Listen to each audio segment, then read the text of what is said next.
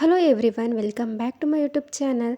ಇವತ್ತು ನಾನು ಮನೇಲೇ ಸೋನ್ ಪಾಪಡಿ ಸ್ವೀಟ್ ಹೆಂಗೆ ಮಾಡೋದು ಅಂತ ತೋರಿಸ್ತಾ ಇದ್ದೀನಿ. ತುಂಬಾ ಸಿಂಪಲ್ಲಾಗಿ ಮಾಡ್ಕೊಬೋದು, ತುಂಬಾ ಈಸಿ ಮಾಡೋದಂತೂ. ಇದನ್ನು ಹೇಗೆ ಮಾಡೋದು ಅಂತ ಈ ವಿಡಿಯೋಲಿರುತ್ತೆ, ಪೂರ್ತಿಯಾಗಿ ವಿಡಿಯೋ ನೋಡಿ. ಮೊದಲಿಗೆ ನಾನು ಒಂದು ಪ್ಯಾನ್ ತೊಗೊಳ್ತಾ ಇದ್ದೀನಿ. ಅದಕ್ಕೆ ಒಂದು 2 ಸ್ಪೂನ್ ಆಗುವಷ್ಟು ತುಪ್ಪನ ಹಾಕ್ಕೊಬೇಕು ಮೊದಲಿಗೆ. ಅದಾದಮೇಲೆ ಅರ್ಧ ಬೌಲ್ ಆಗುವಷ್ಟು ಕಡಲೆ ಹಿಟ್ಟನ್ನು ಹಾಕ್ಕೊಂಡು ಚೆನ್ನಾಗಿ ಹುರ್ಕೊಬೇಕು. ಮೊದಲಿಗೆ ಕಡಲೆ ಹಿಟ್ಟು ಹಾಕ್ಕೊಂಡು ಚೆನ್ನಾಗಿ ಹುರ್ಕೊಂಡಾದಮೇಲೆ ಅರ್ಧ ಕಪ್ ಆಗೋಷ್ಟು ಮೈದಾ ಹಿಟ್ಟನ್ನು ಹಾಕ್ಕೊಂಡು ಮತ್ತೆ ಚೆನ್ನಾಗಿ ಹುರ್ಕೊಬೇಕು ಅದನ್ನು. ಇವಾಗ ಇದನ್ನು ಚೆನ್ನಾಗಿ ಹುರ್ಕೊಂಬಿಟ್ಟು ಇದು ತಣ್ಣಗಾದ್ಮೇಲೆ ನಾನು ಒಂದು ಪ್ಲೇಟ್ ಇಟ್ಕೊಂಡು ಜರಡಿ ಆಡಿಸ್ಕೊಬೇಕು. ಇದನ್ನು ಜರಡಿ ಆಡಿಸ್ಕೊಬೇಕು, ಹಾಗೆಯೇ ನಾವು ಇಟ್ಕೊಬಾರ್ದು. ಫಸ್ಟಿಗೆ ಜರಡಿ ಆಡಿಸ್ಕೊಳ್ತಾ ಇದ್ದೀನಿ ನಾನು. ಇದನ್ನು ಜರಡಿ ಆಡಿಸ್ಕೊಂಬಿಟ್ಟು ಇದನ್ನು ಕೂಡ ಸೈಡಲ್ಲಿ ಇಟ್ಕೊಳ್ತಾ ಇದ್ದೀನಿ. ಇವಾಗ ಇನ್ನೊಂದು ಪ್ಲೇಟನ್ನು ತೊಗೊಂಬಿಟ್ಟು ನಾನು ಇದಕ್ಕೆ 1 ಸ್ಪೂನ್ ಆಗೋಷ್ಟು ತುಪ್ಪನ ಹಾಕ್ಕೊಂಬಿಟ್ಟು ಫುಲ್ಲು ಕ್ಲೀನಾಗಿ ನಾನು ಆ ಪ್ಲೇಟ್ ಫುಲ್ ಹಚ್ಚಿ ಇಟ್ಕೊಳ್ತಾ ಇದ್ದೀನಿ. ನೀವು ಯಾವ ಪ್ಲೇಟಿಗೆ ಹಾಕ್ಕೊಳ್ತೀರೋ ಆ ಪ್ಲೇಟಿಗೆ ನೀವು ಈ ಥರ ತುಪ್ಪನ ಹಚ್ಚಿ ಸೈಡಲ್ಲಿ ಇಟ್ಕೊಳ್ಳಿ. ಆಮೇಲೆ ನಾನೊಂದು ಸ್ಪೂನಿಗೂ ಕೂಡ ಈ ಥರ ಹಚ್ಕೊಳ್ತಾ ಇದ್ದೀನಿ.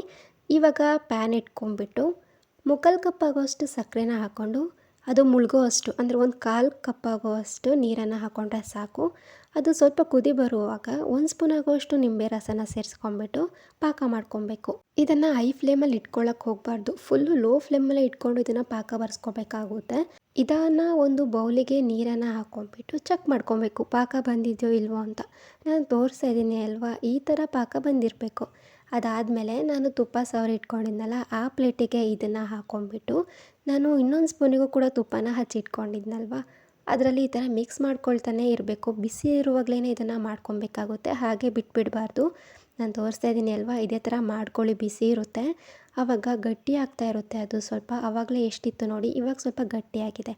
ಈ ಥರ ಆದಮೇಲೆ ಇದನ್ನು ಫುಲ್ ಒಂದು ಉಂಡೆ ರೀತಿಯಾಗಿ ಮಾಡ್ಕೊಬೇಕು. ಫುಲ್ಲು ಒಂದು ಸೈಡಿಗೆ ತೊಗೊಂಡೋಗ್ಬೇಕು ಇದನ್ನು.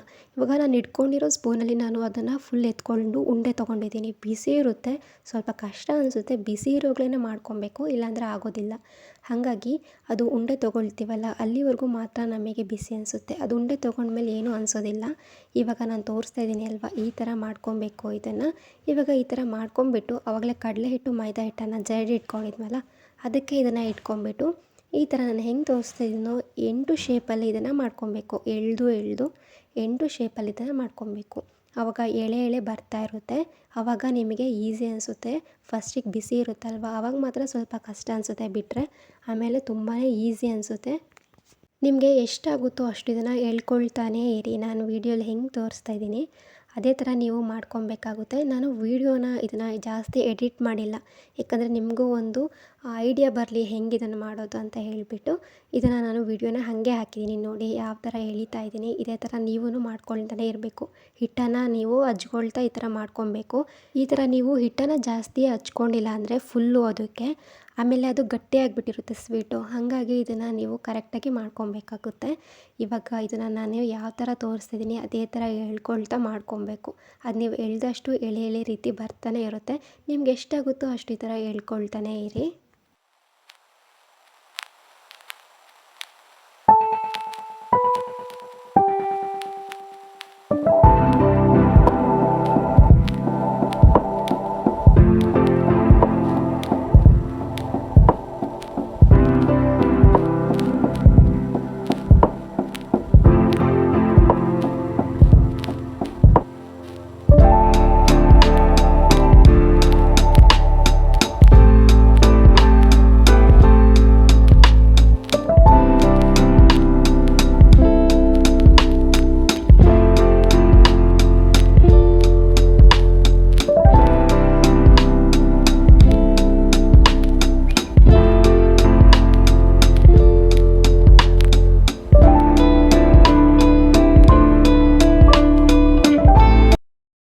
ಇವಾಗ ನೋಡಿ ಎಷ್ಟು ಎಳೆ ರೀತಿಯಲ್ಲಿ ಬಂದಿದೆ. ಇವಾಗ ಇದು ರೆಡಿ ಆಗಿದೆ. ಇವಾಗ ನಾನು ಒಂದು ಬೌಲ್ ತೊಗೊಳ್ತಾ ಇದ್ದೀನಿ. ನೀವು ಬೇಕಿದ್ರೆ ಕಟ್ ಮಾಡ್ಕೊಳ್ತೀವಲ್ಲ ಆ ಥರನೂ ಮಾಡ್ಕೊಬೋದು. ನಾನೀಗ ಚಿಕ್ಕ ಬೌಲಿಗೆ ಸ್ವಲ್ಪ ಬಾದಾಮನ್ನ ಕಟ್ ಮಾಡಿ ಹಾಕ್ಕೊಂಬಿಟ್ಟು ಮಧ್ಯ ಅದ್ರ ಮೇಲೆ ಇದನ್ನು ಹಾಕ್ಕೊಂಡಿದ್ದೀನಿ. ಈ ಥರ ಸ್ವೀಟ್ ರೆಡಿ ಆಗೋಗುತ್ತೆ. ತುಂಬಾ simple. Thank you for watching.